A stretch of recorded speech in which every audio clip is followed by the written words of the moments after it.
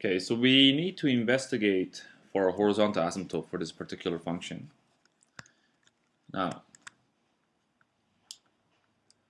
horizontal asymptote occurs either when x is approaching infinity or x is approaching minus infinity.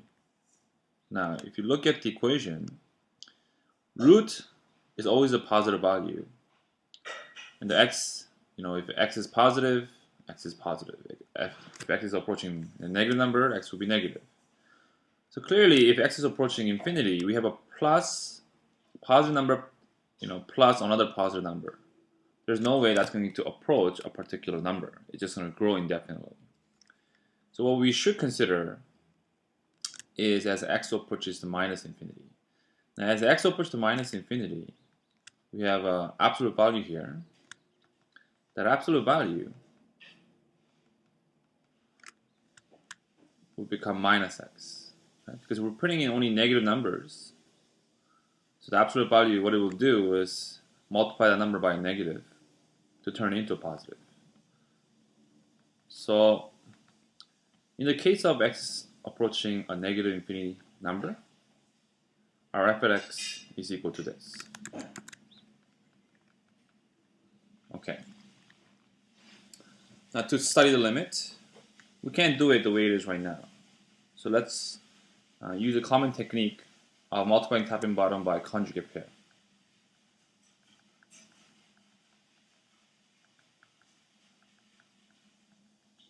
Okay. If you multiply the top, it's difference of squares. So we get that squared minus this bracket squared.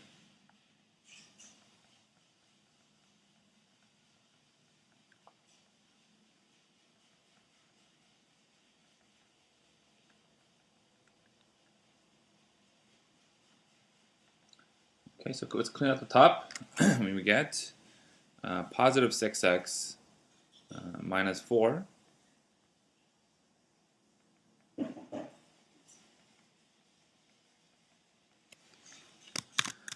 Okay, so we have studied this limit as x approaches to minus infinity.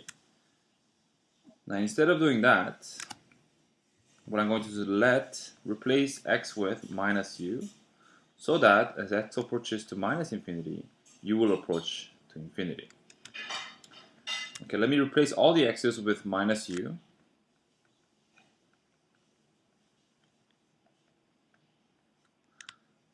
If you do minus u squared, you get still u squared.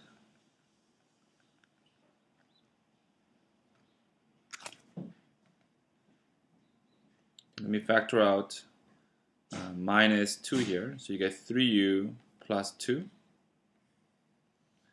Factor out u from in the bracket, and you get 1 plus 6 over u plus 4 over u squared. Okay. So you can divide top and bottom by u now and get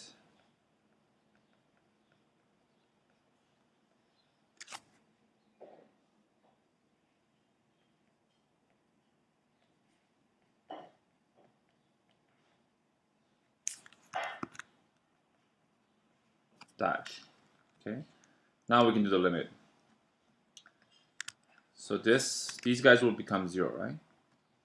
That will become 0, that will become 0, that will become 0 as u approaches to infinity. So we're left with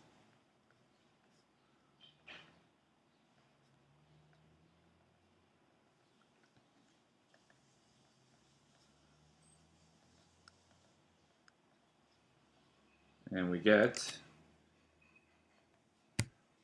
positive 3. So therefore, y is equal to 3 is the horizontal asymptote. Now, if you didn't do this substitution here, where I let x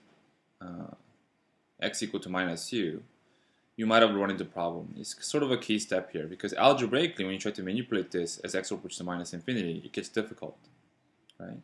Here, if you divide, instead of having u, you use x. A common technique here would be to divide top and bottom by x, and you would have gotten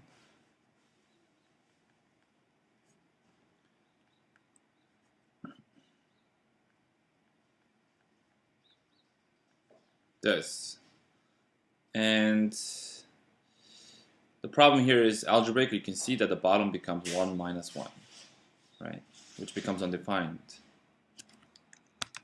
But you know the bottom won't approach 0. I mean, think about it, right? That's really big negative number.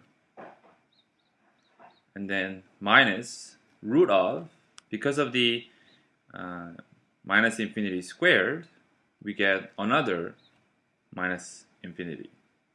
Okay? Square root of it. So definitely, just by inspection, we know that it's going to be minus infinity. But incorrect algebra manipulation will come to the conclusion that bottom is equal to 0. Okay? So we avoided all of that by letting x equal to minus u and worrying about